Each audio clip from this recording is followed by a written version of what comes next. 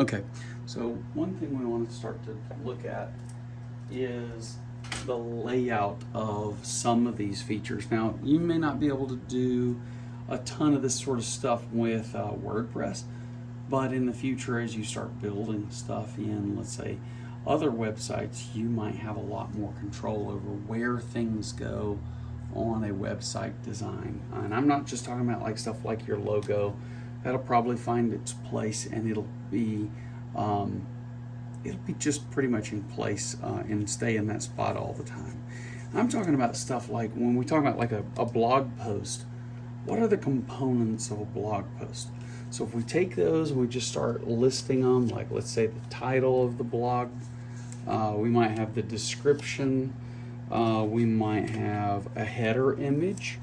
That might be something that we would put in place. That might even have like an image gallery.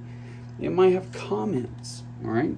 And notice I'm doing these on Post-it notes, that as I take these and I keep adding them to the board, remember our Post-it notes are movable, okay? So we've got social sharing ability, we've got author information. That author information might even be more granular, not just a block of just author information. It might be broken into stuff like the author's bio. It might have the author's photo, let's say a picture of them or their icon or something like that, their avatar. We might have related posts, okay? That related posts might even be posts by the same author, okay? We might have that post to have stuff like keywords, tags that are relate that post to certain other ideas or concepts, or maybe even specific categories, posts about homeschooling, posts about education. You also might have other features like next post or previous post. So these are the kinds of things that you might review or consider when you're designing something that is a blog post, okay? So we'll consider other parts of a blog here in just a moment. All right, so with all the things we talked about inside of a blog, like what actually is the result of the blog article. We had all those items and we had them on these Post-it notes. All right, with these Post-it notes, we now can say, okay, how do I go about capturing those things?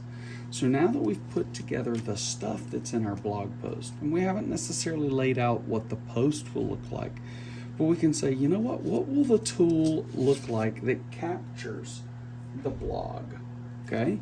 We're gonna need to capture that title. So maybe that's going to be the first item in our blog post capturing tool, okay?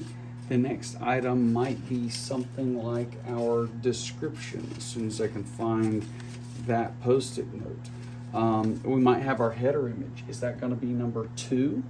Is that going to be number 3? Is that going to be somewhere else in the list? We can figure out where it resides. So by putting that in there, we just say, okay, we got that one. Again, let me find that description Post-it note and put it in place. Let's go ahead and just say, look, we also might want to declare what category this is in. So is that going to be number 2? I would say our description might be number 2. Of course, I can't find it in this list. Oh, right there we go. So we then put our description in place. Again, our category list. Is that going to be next? Is it going to be in this same column? Maybe we're going to say, I want my header image to be selected over here. Maybe some blog posts don't even have header images, okay? So since I've got all this extra space, let's go ahead and put title and description there. And maybe my category might be something where I don't assign a category immediately. I might need this social sharing to be something that's set up somewhere else on the site altogether. Maybe it's where I put my Twitter link, it's where I put my Facebook link and all that sort of stuff. So that's not going to be on the page where I publish a blog post. So we're going to leave that one off altogether. Just going to put it way down here so it doesn't even show up. Other things like comments. I might have I might have comment settings. So with that, I could probably take comments and then add the word settings down there and just say, you know what, for this one, I don't want to permit people to comment. I want to turn that off. Of course, you know, stuff like next post, that's going to be on the design and layout of the actual post, post how it displays on the site. However, we might want to assign keywords. Similar to categories, we might want to put that somewhere in that related column. So when I go to design this tool that builds a blog post, these might be secondary and associated items, or maybe if everything's in a single column, maybe they're further down the list. Of course, at some point, you actually have to have the text of the blog post.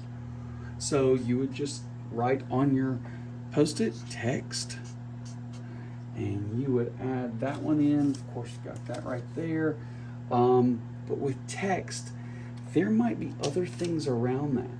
Like there might be formatting tools.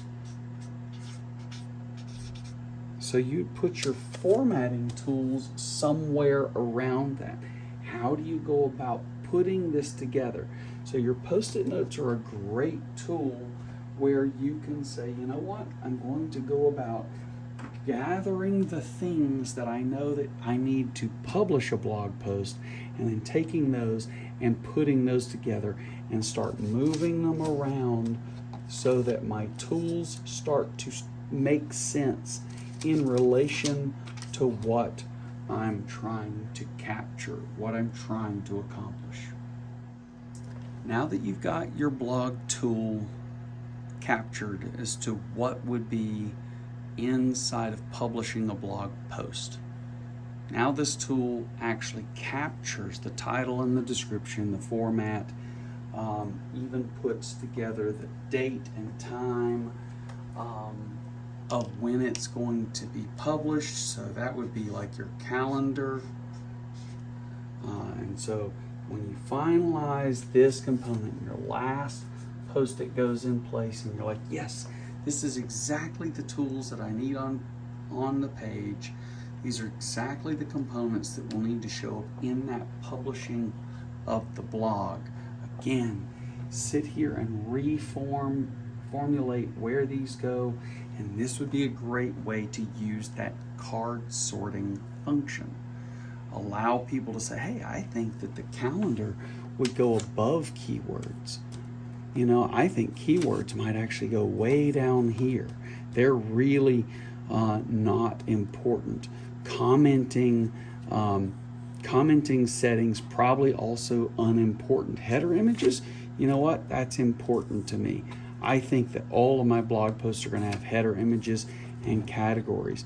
So then have them do that card sort to give you an idea. If I were using this tool, this is where I would expect these features to be on the tool that captures my building and publishing of the blog. Now that you have all of this, and from our previous set of post-it notes, you've also got all the other things that need to go in place. You can then say, now I want to say, how does this captured information end up showing up as the blog post itself? And you can use the same kind of a exercise with card sorting, asking people who would read your blog, hey, what do you expect to happen? Of course, we probably expect the title and description and format and at least the text that we're reading to be in place. But the formatting, I'm not going to be putting that there because nobody's going to be formatting their own text. I've already chosen that. Search engine options might not be there. However, this is where we then say, you know what? Some of this is going to dictate what our blog post looks like. Other items aren't going to display at all, or it is going to display maybe the title over the image, maybe the image is above the title, but the calendar might be a different kind of function altogether. Categories might display way down on the list, along with keywords and comments and social sharing. Now all of a sudden these start to pop back up.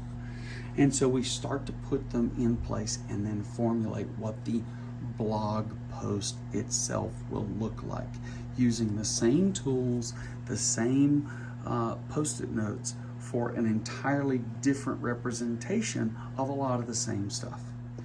So now that we've captured all these items that are going to be on the site, maybe we need to think about, what are they going to look like? What are they going to, how much space are they going to take up? So you will come up with ways to say, you know what, I want to illustrate this quickly.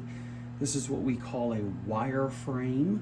It looks like you're just putting really quick lines together to show what a thing will look like.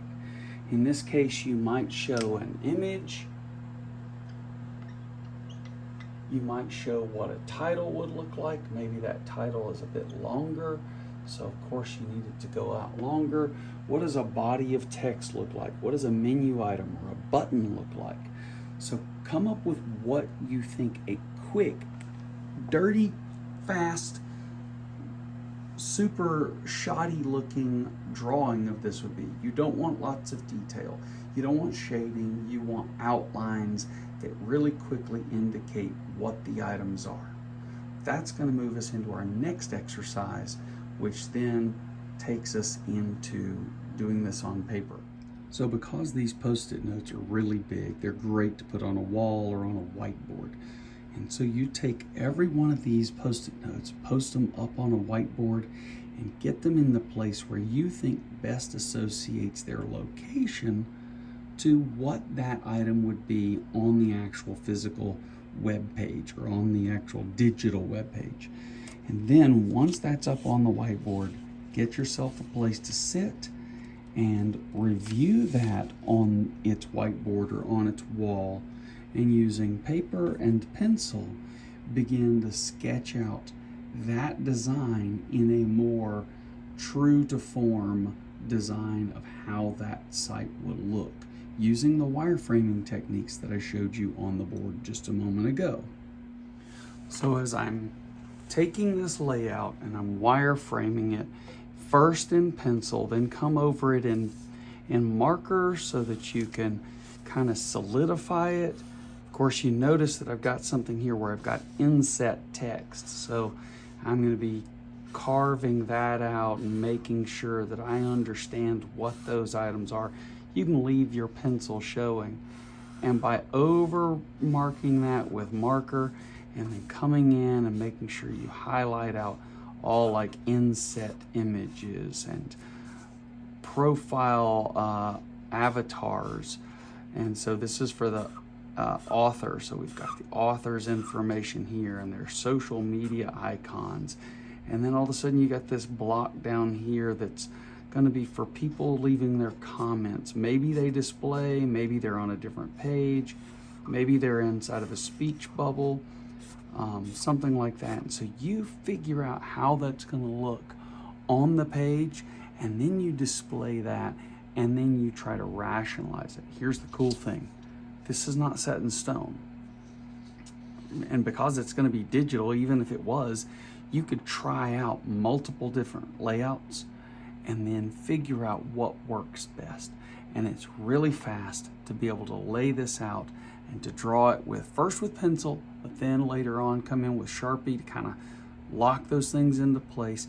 And that way you can throw them onto a wall and have multiple people look at them, review them, and kind of give you their quick feedback.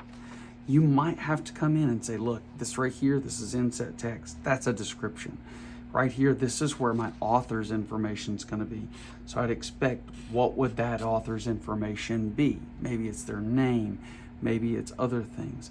Other things that you see that aren't here, that maybe your colleagues would then be able to point out would be, hey, it looks like you're missing something. Like, what about the date that this blog post would have been there? Where should that go? This gives you the ability to say, oh, wow, yeah, I definitely want to put that, and I want to put it high on the post page, or maybe I want to put it a little further down, or maybe even all the way at the bottom.